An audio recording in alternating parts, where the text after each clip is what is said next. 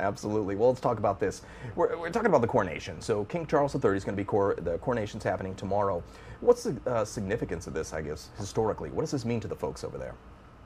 Well, I think what the crowning of King Charles does is it really marks for people the transition from Queen Elizabeth, who had been their queen for 70 years, and highlights the reign of this new monarch. It's a defining moment where he shows himself as somebody who is going to take on the powers of kingship. He is, of course, already king, but this ritual demonstrates it to the world, to the nation, and to his own aristocracy, who would have traditionally been swearing fealty to him at this meeting. So it has very deep significance historically and in terms of establishing Charles's legitimacy as the new monarch. Well, what were your thoughts when you heard that Prince Harry would be in attendance? Kind of a little controversy there, but what do you make of that? Well, I think Harry, it's very important for Harry's brand to be linked to the royal family. I mean, what he gets on Netflix, he makes his money. All of it is about what he has to reveal about the royal family. So I wasn't surprised that he came because I figured he would not want to distance himself from this particular event. And Charles, of course, wanted him there, and it would have looked ungracious for him to refuse. But it is sort of interesting that they're splitting the duties, where Meghan is staying back in Montecito with the children for the birthday party. So it's not 100% of Harry they have there, but it does keep his toe in that very important royal water. And Charles will be crowned with the St. Edward's crown from the 17th century. To switch gears, I'm very curious about this. So there's a lot of interesting hardware on that crown. I'm interested in what the importance of that crown, using that crown is, and how much do you think that thing costs? There's a lot of jewels on that thing. I can tell you how much it weighs. The crown weighs 5 pounds, and it's made of solid gold, and it's encrusted with jewels. And one of the interesting things about this crown is it's actually a replica which was created in the 1600s for the restoration coronation of Charles II. So it is designed to imitate an earlier crown that was melted down during the English Revolution, during which they chopped the head off of Charles I. So there's definitely a lot of history here, and it was brave of Charles to choose to be crowned Charles III, because the Charleses have generally had quite momentous reigns. Well, how will the King Charles coronation, his coronation, compare to that of Queen Elizabeth, which I believe was in 1953 when that occurred? How do those compare? That's correct. I'm betting that her coronation was a bit grander. She had 8,000 guests. He's going to have 2,300 guests. She had the entire aristocracy there wearing all of their aristocratic regalia, tiaras, crowns, ermine robes, things like that. Whereas Charles is really focusing that kind of historic pageantry on himself and Camilla.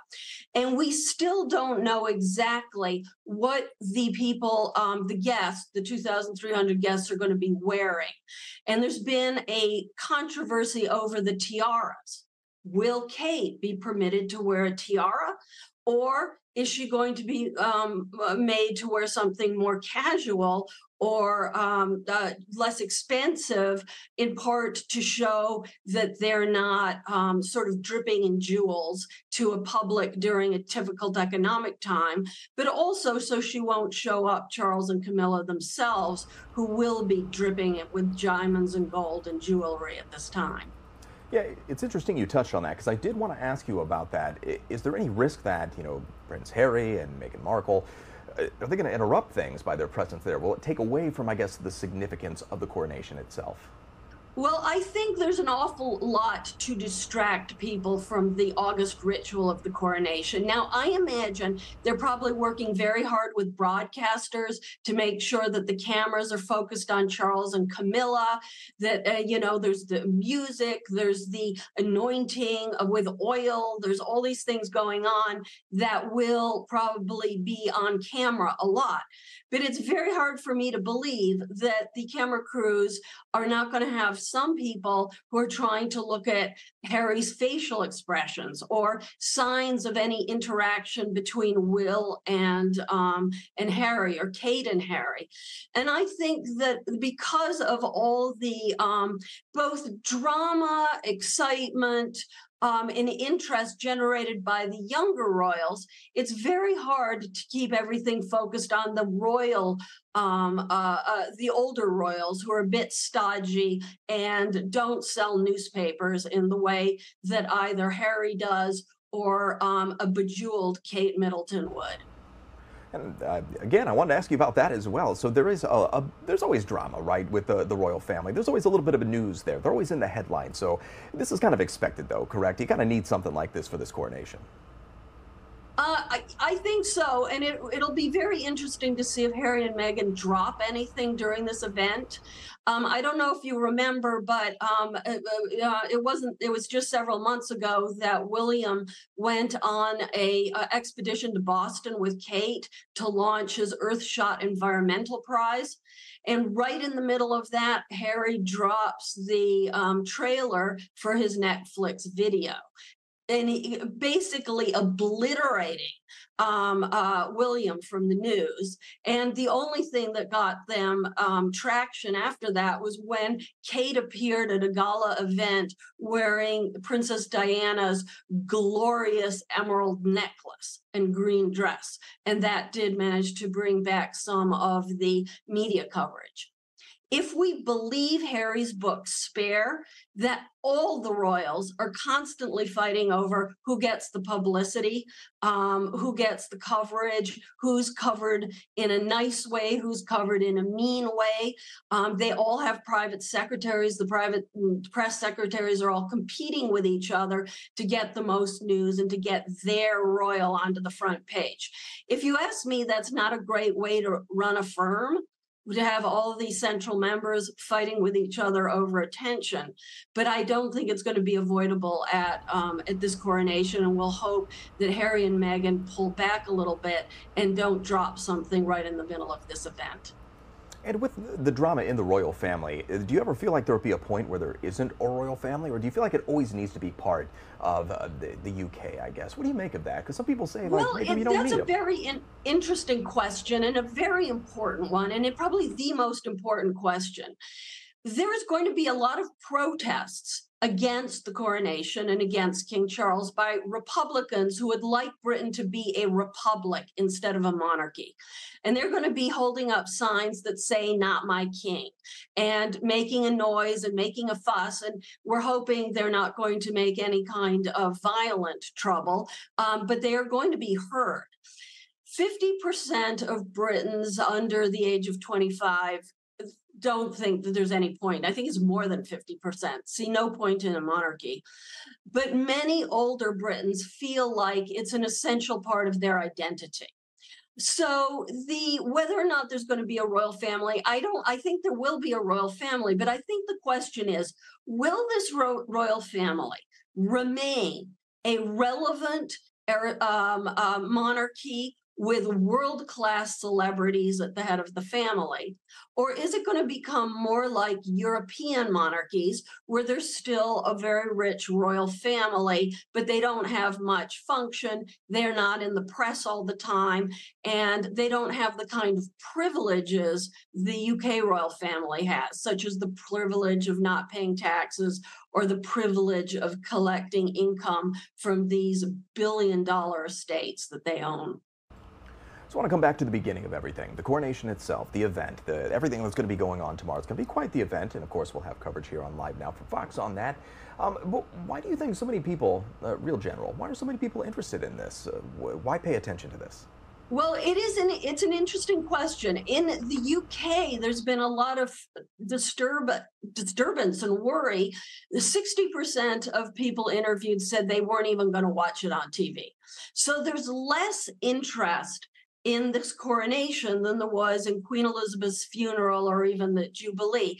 And I think that could be because they miscalculated by putting 3 events in a single year. They could have waited longer for the coronation. Sometimes it's a year or more after the death of the previous monarch. So some people are burned out. But for a lot of people, it is also there's a huge interest. For instance, merchants. They're selling all kinds of merchandise.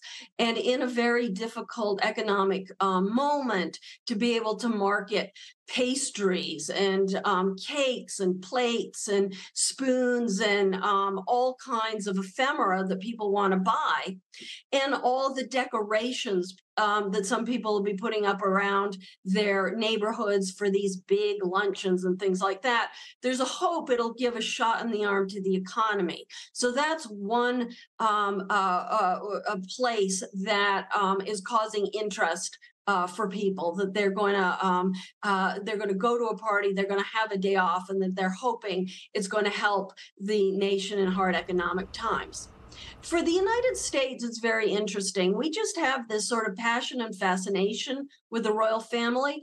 And I think that's primarily, we feel a connection with Britain. Obviously, we were spawned from the British, our nation, even though we had the revolution to end our subservience to them.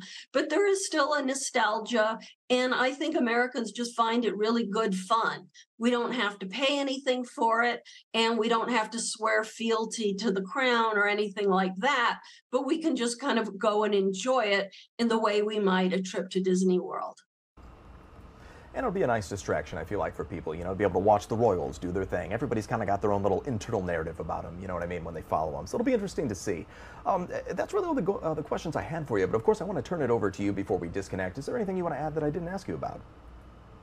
Well, I think that it's going to be very interesting to see if this coronation gives Charles the real boost that he's hoping it'll give him, and if it also helps legitimate Camilla in the eyes of people who are still critical of her for breaking up the marriage between Charles and Diana. And I am going to be particularly watching tomorrow. I'm going to be fascinated to see how this is choreographed, what people are wearing, and to what degree Charles is going to try and straddle 2 worlds, the majesty of the crown, but also showing compassion for Britons who are suffering very much with inflation and a poor economy right now. So I think it'll be an interesting moment and probably more of a turning point than most of these rituals generally are. Absolutely. A little bit of respite for everybody. Have some fun with the coronation. Yeah. All right, Nicoletta Gullace, Associate Professor of History at the University of New Hampshire. Thank you so much for joining us. Thank you very much. All right, you have a good day. Take care.